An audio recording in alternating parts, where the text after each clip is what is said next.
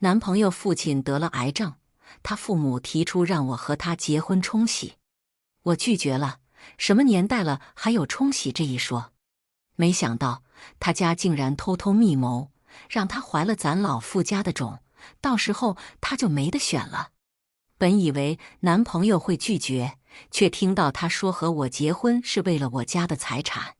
这样啊，真当我是傻白甜了。大家好，开始今天的分享之前，希望你能给人间烟火点个订阅，我将会分享更多优质的内容。傅维安是我男朋友，我们恋爱4年，感情一直很稳定。不过我隐藏了我是本市首富的女儿，毕竟有钱人都秉持着钱不外露的原则。我们打算等事业稳定了再结婚，可他父亲突然得了癌症，打乱了我们的计划。得知他父亲生病住院，我立刻推掉手中工作，来医院探望。刚一推开病房的门，傅妈妈就亲切地拉起我的手，边说边抹眼泪：“小莫，你叔叔这个病可真折磨人啊！维安还得忙工作，每天2头跑，忙得都没时间吃饭。维安他很孝顺的，好好配合治疗，叔叔还是会好的。”我安慰他。傅妈妈沉思片刻后道：“小莫呀，我们现在就盼着你早点和维安结婚呢。一来是可以冲喜，保佑你叔叔早点康复；二来是可以早点抱孙子。假如你叔叔真的治不好了，也算了却他的一桩心愿，让他走得安心。”我心中大惊，冲喜？这都什么年代了，得病不相信医学信这种旁门左道，傅妈妈也太迷信了。至于结婚抱孙子，我早就和傅维安说好了，结婚2年内不要孩子。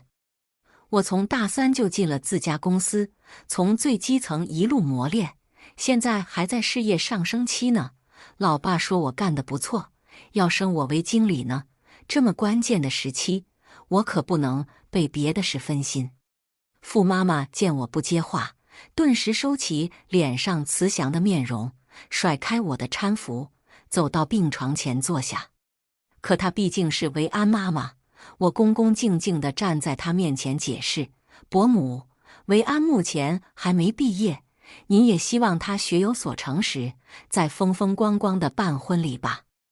我也希望叔叔能早点好，所以我们应该把希望寄托在医生和医学技术上。我这里攒了一点积蓄，我去看看能不能把叔叔换个更好一点的医疗环境。”听到我的说辞，傅妈妈仍斜着一双眼睛，像一只得了斜眼病的母鸡，刻薄的嘴角向下撇着，表示对我的不满。我忽略傅妈妈脸上的怒气，转身出了房间，反手给傅维安拨了个电话：“维安，你爸妈要我们结婚，这事你知道吗？”我不认为维安会听他妈妈的安排，毕竟他一直都很尊重我的意愿，理解事业对于现代女性的重要性。他真诚地说：“我爸我妈也是为我们好，更何况早点结婚也好。默默，我也想早点把你娶回家。你知道，我不想因为家庭被困住，就像职场上的许多女前辈，那我们可以先订婚，好吗？”我也心软了，我等会就过去，你放心，我不会让你受一分委屈。我等你。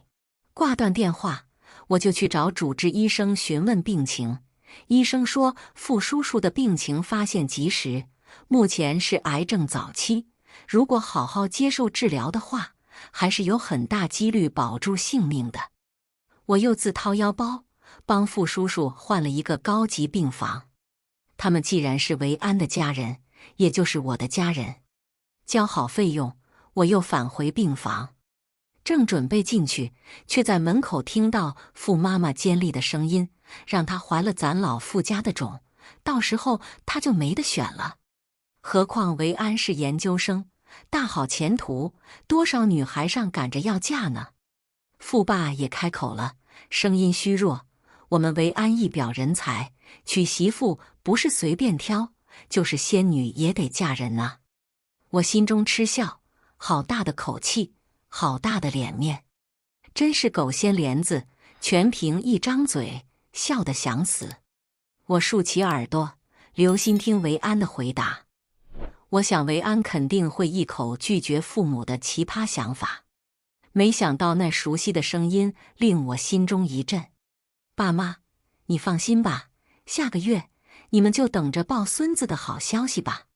真不愧是我一手栽培的好儿子，不枉妈妈为你付出那么多心血。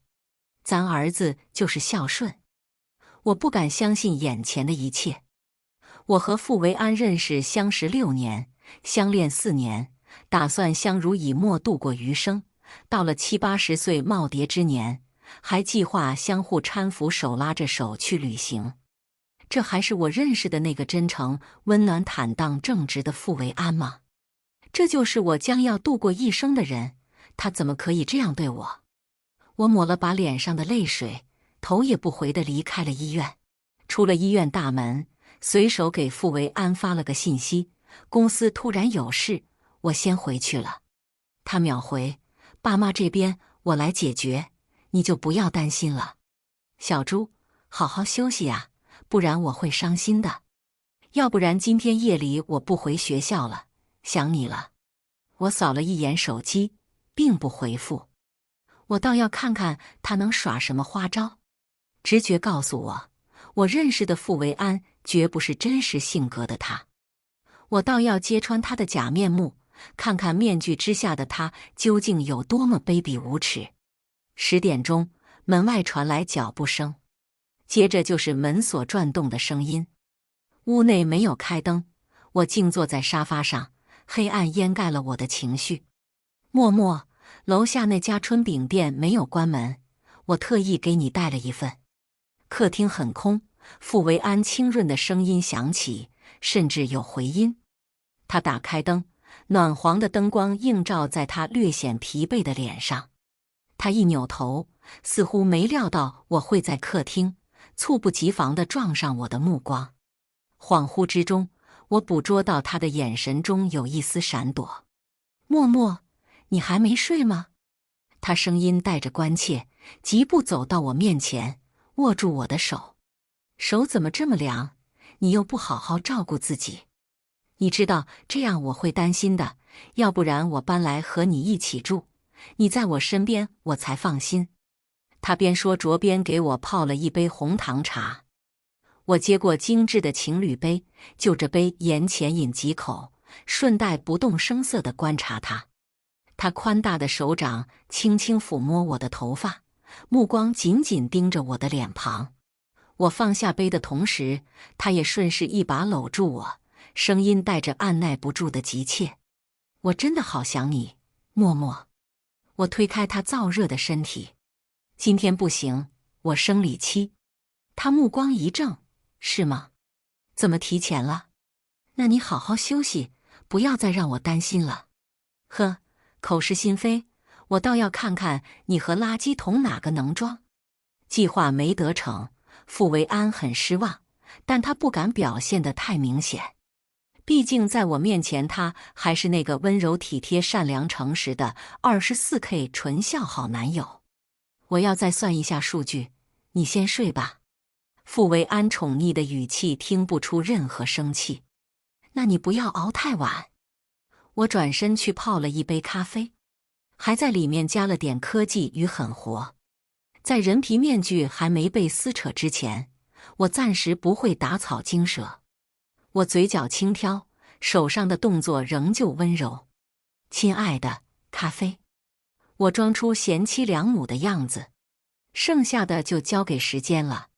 凌晨3点，看着熟睡的傅维安，我用力捏住他的鼻子，看他因为缺氧而通红扭曲的面孔，不断挣扎的双手在空中挥舞，看来药效不错，我也就收回了在他鼻子上的手。然后用傅维安的指纹解开他的手机密码。刚打开手机，微信就弹出一则消息：维安哥哥，人家真的好想你呀，你什么时候来看我？还发来几张果照。有一张是私密处自拍，简直不堪入目。更让我震惊的是，发消息的人是傅维安家的年轻小保姆赵玲。我记得傅维安跟我提起过，她是一个来自孤儿院的孤女。他们是从什么时候勾搭上了呢？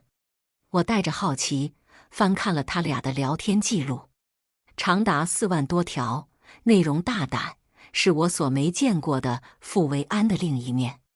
从信息上看，傅维安把赵玲当作欲望工具，他们甚至玩字母。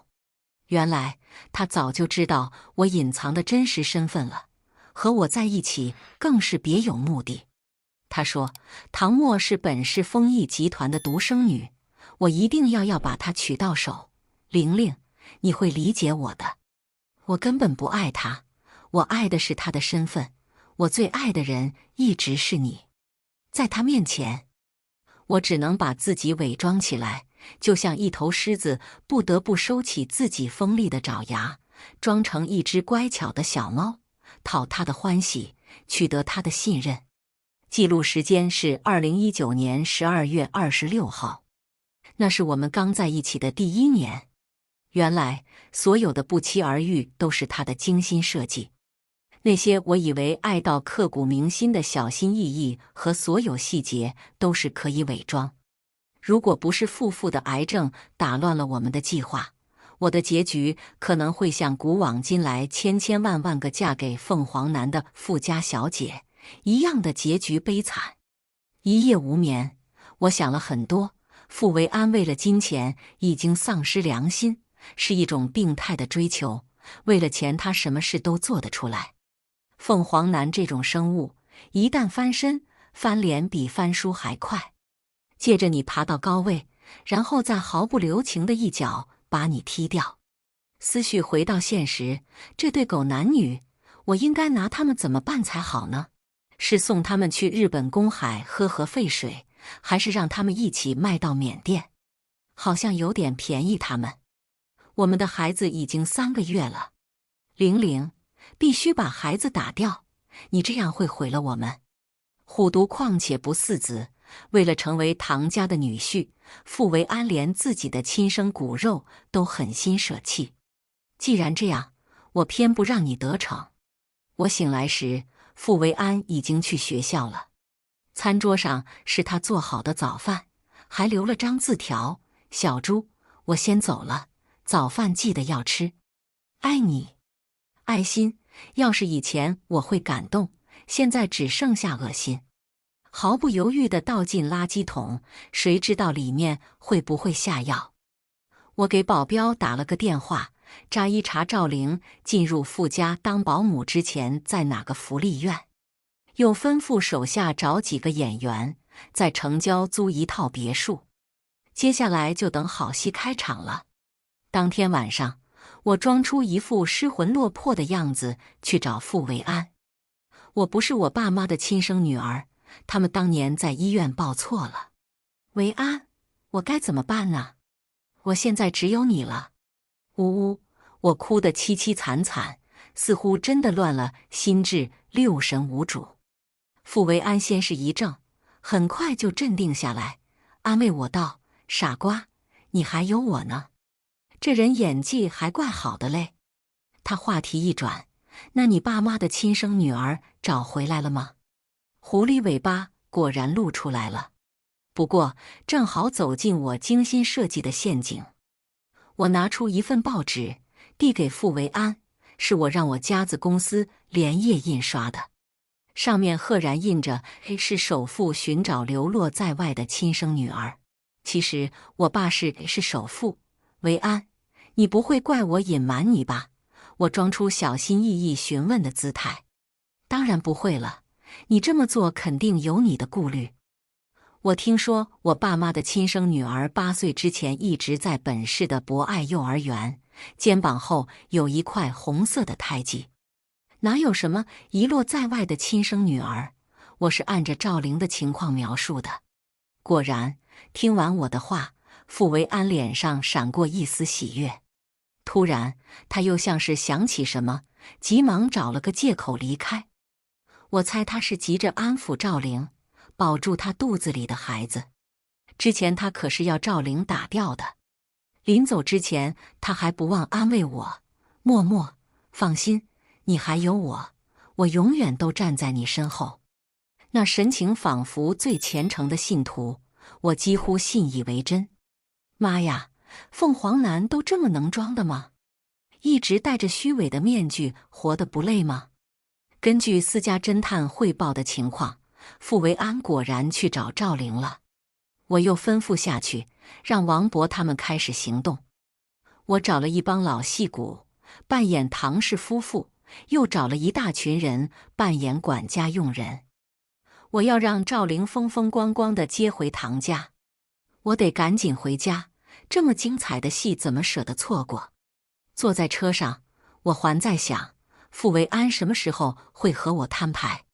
回来时正好赶上重要场面，这场面安排得够豪华。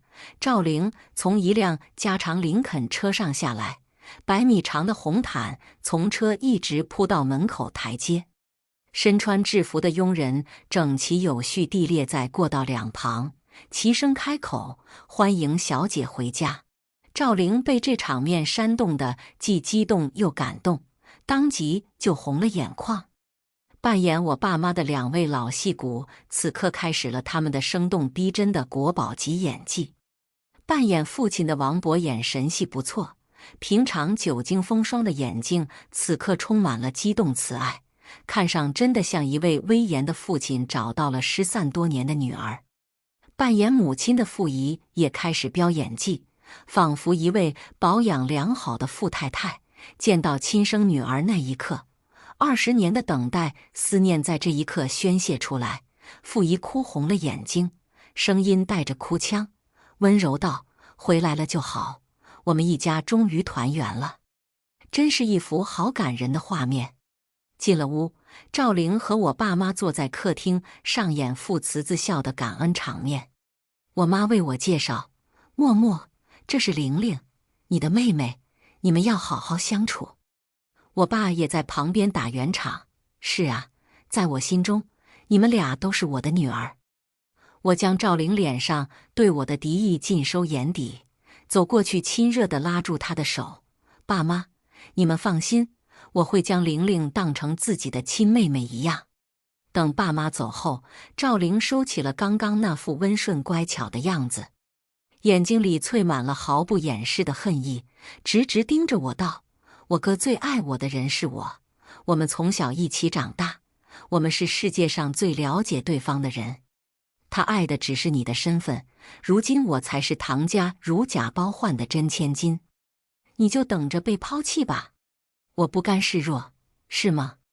既然你这么了解他，你猜他会不会也把你当垫脚石，就像对我那样？如今我们不是身份互换了吗？赵玲被我气得脸一会红一会白，像个会变色的气球。一阵铃声打破了剑拔弩张的气氛，是傅维安。我特意开了免提，那边声音依旧温柔：默默，我也有事要告诉你，我们见一面吧。好，那我们咖啡厅见。赵玲脸上从紧张转为得意：我哥肯定是要和你分手，现在你的身份还有你的男朋友都是我的了。呵，提前开香槟可不是个好习惯。我精心打扮一番，就去赴约了。我的精心打扮不过是穿上了傅维安第1次送我的生日礼物，这还是他大学做了很久兼职攒钱买给我的，是一件纯白的连衣裙。他曾说，白色是世界上最纯洁的颜色。真讽刺，自己一片黑心，却最喜欢白色。见我到了，傅维安绅士地为我拉开椅子：默默，你最喜欢的美式不加糖。我心中不禁嗤笑，真能装啊，开个演技班，肯定有很多明星报名参加。什么事啊？只见他装出一副忧心忡忡，犹豫着开口：玲玲，默默，你要相信我是爱你的。玲玲她怀孕了，有一次我喝醉了，她送我回家，那次真的是意外，玲玲她从小就没有父母，她对我的感情超越了亲情。但你要相信。我直接打断她的话，那我们分手吧。脸上不忘装出一副被背叛后伤心欲绝的难过神情，抽噎几声，拿起咖啡朝他脸上泼。此时不泼更待何时？过了这个村就没有那么好的机会了。我永远也不会原谅你的，这是真心话。看着傅维安被咖啡浇成落汤鸡的狼狈样子，我得意的一笑，然后头也不回地离开，伸手摸了摸录音笔。等着吧，我一定会让你们付出代价的。回到家已是夜晚，赵玲还在客厅，似乎是专程等我的。她一身名牌，还精心做了头发，竟然有几分像富家小姐。爸妈说让我改成唐玲，还说要把公司的股份分我一半，是吗？那祝福你，我不置可否。我和维安打算结婚，爸妈也同意了，他似乎很得意。爸妈当然得同意了，因为这是我的旨意。你们2个人就应该锁死一辈子，省得祸害别人。见我没反应，他怒了。你不要忘了，我才是真正的唐家千金。你是个冒牌货，不要妄想和我抢哥哥。就那个披着面具为了目的毫无底线的凤凰男吗？我才不稀罕呢。我并不理会他，好奇赵玲听到傅维安在咖啡厅的那番说辞，还会这样爱他吗？不过这都不重要了，重要的是我很快就会成为自己公司的副经理了。从基层一路摸爬滚打，我用了3年。想让我为他人做嫁衣，我直接让他变成灰。私人医生说我的体检报告有一点问题。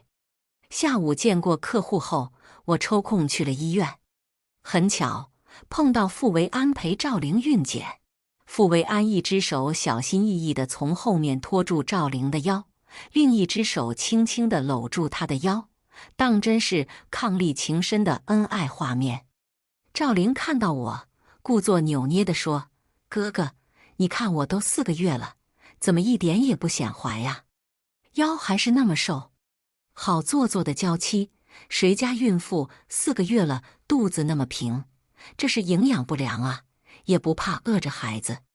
傅维安很配合地表示：“玲玲，你一点也不像怀孕的妈妈，身材一点也没变，和以前一样好。”娇妻文学害人不浅，救命啊！谁能管管他俩？赵玲走到我面前，装出姐妹情深：“姐姐，我和哥哥下个月结婚，你会不会介意？我们希望得到你的祝福。”我根本不惯着他，谁家哥哥会娶自己家妹妹呀？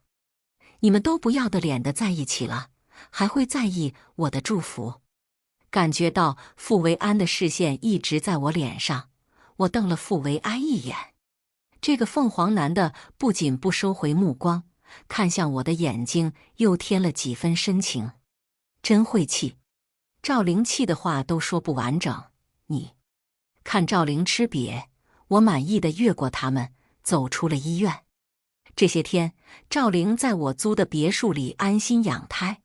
据她说，他们下个月就结婚，但他们办不成婚礼了，因为傅爸死了。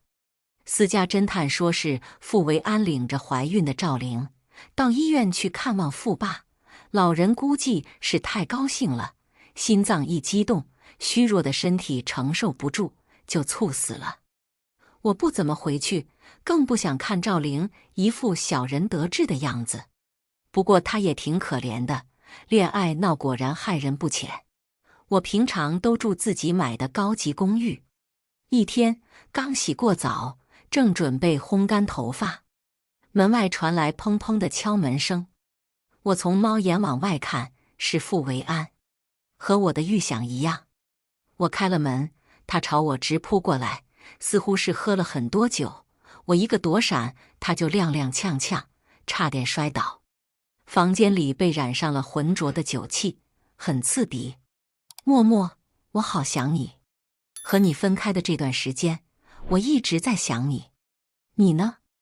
你不会把我忘了吧？他的声音含糊不清，我却听得很清楚。眼前这个男人真的恶心得令人作呕。和我在一起，他说，和我在一起，只是因为我的身份，他爱的是赵玲。现在他又对我说，和我分开的这段时间，他一直在想我。为了计划，我得假装自己对他还有留恋。我忍着心中的恶心，故作深情地说，你不是不要我了吗？你还来这里干嘛？我装作哽咽的哭诉，又挤出几滴眼泪。你为什么不要我了？为什么？傅维安信以为真，走过来，轻轻抱住我。默默，你要相信，我是爱你的。你最爱的应该是钱和权吧？他神志不清地重复着，你要相信我，你要相信我。他似乎真的喝多了，整个人靠在我身上。我艰难地拖着他，像拉着一头死猪那样，把他扔到我的床上，给他整理衣服。我依偎在他身边，然后拿出手机录了一段视频。画面上，傅维安的胳膊搂住我洁白的脖颈，我的头抵在他的下巴，像一对亲密无间的恋人。转手发给赵玲，连带之前的录音。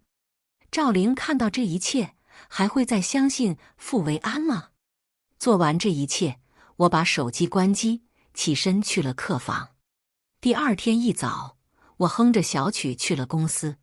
还差一步，我已经等不及看傅维安众叛亲离的样子。下午6点，我回到别墅，刚进门，赵玲扑上来，扬起手要打我。我眼疾手快地捏住她的手臂，她挣脱着，可我的力气很大。我可是练了2年多的泰拳，她当然不是我的对手。赵玲怒狠狠地盯着我，嘶吼着，放开我，你这个贱人！维安是我的，你休想从我这里抢走，是吗？你不是看过我发的视频了吗？我平静地说，那为什么傅维安之前要你打掉孩子呢？我抛出一个致命问题。傅维安只爱他自己，你和我都是他的垫脚石，这样你还爱他吗？我松开握住他的手，他一下瘫坐在地上，眼神里透着迷茫。傅维安和我在一起是为了金钱，他通过赵玲证明自己的深情。现在我和赵玲角色互换，他又装出对我深情款款的样子，从一个女人这里得到财富，却把爱给了另一个女人。幸好我没有掉进傅维安的陷阱。第二天夜晚，我正在加班，收到傅维安的来电，原来是赵玲要去打胎，被他阻止，他以为是我指使。电话那头，他大声吼着，默默，你为什么这么不懂事？你以为玲玲的孩子没了，我就能和你在一起吗？他竟然以为我做这一切是因为嫉妒。我淡淡的开口，是呀，我太傻了。不要再挑拨我和玲玲的关系，否则我不会放过你的。如果不是你贪得无厌，我的计划也不会那么顺利，事情又怎么会到这一地步呢？我正想着，私家侦探告诉我一个震惊的消息，赵玲是傅爸之前的地下小情人，所以傅维安竟然跟他爸的小情人搞到一起了。结合傅爸在知道赵玲怀孕以后激动猝死的事情，我觉得这是不简单。赵玲肚子里的孩子是不是傅维安的呢？如果真是这样，那事情就变得更加有趣了。思虑片刻，我拨打了赵玲的电话，探探她的底。响了好几声都是无人接听。打回家，保姆说赵玲跟傅维安一起出去了。傅维安也不接电话。我原本计划让赵玲和傅维安窝里斗，没想到傅维安会这么极端，把赵玲绑架了。他以为有了赵玲的孩子就可以当豪门女婿吗？他可能还不知道他是他爹的接盘侠。原来不用我动手，命运就给出了答案，一切早已有了最公正的安排。在傅维安绑架赵玲的第3天，我向警局报了案。3个月后，傅维安终于出现了，他还抱着一个孩子，等待他的将是法律的惩罚。但在这之前，我要告诉他一切。我递给他一份血缘关系鉴定书和赵玲与傅爸的一张亲密照片。他不可思议地盯着我，摇头说：“不可能，这不可能。”我全盘托出，我早就知道你和我在一起是因为我的身份，所以我找了一群演员。赵玲根本不是唐家的女儿。至于赵玲是你爹小情人的事情，我也是后来才知道的。没过多久，警察赶来，把傅维安带走了。傅维安在监狱里坦白了赵玲的地址，警察成功把他解救出来。他因为非法拘禁罪被判有期徒刑5年。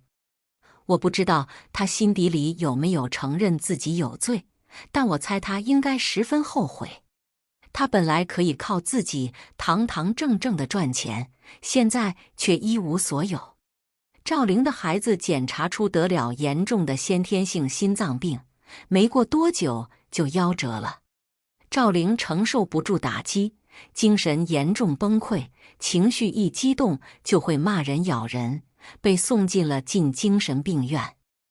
而我在这1年的冬天搬进了顶层办公室，成为了唐氏集团副总经理。我的美好生活才刚刚开始。以上就是今天分享的故事，希望能给人间烟火点个订阅，我将会分享更多优质的内容。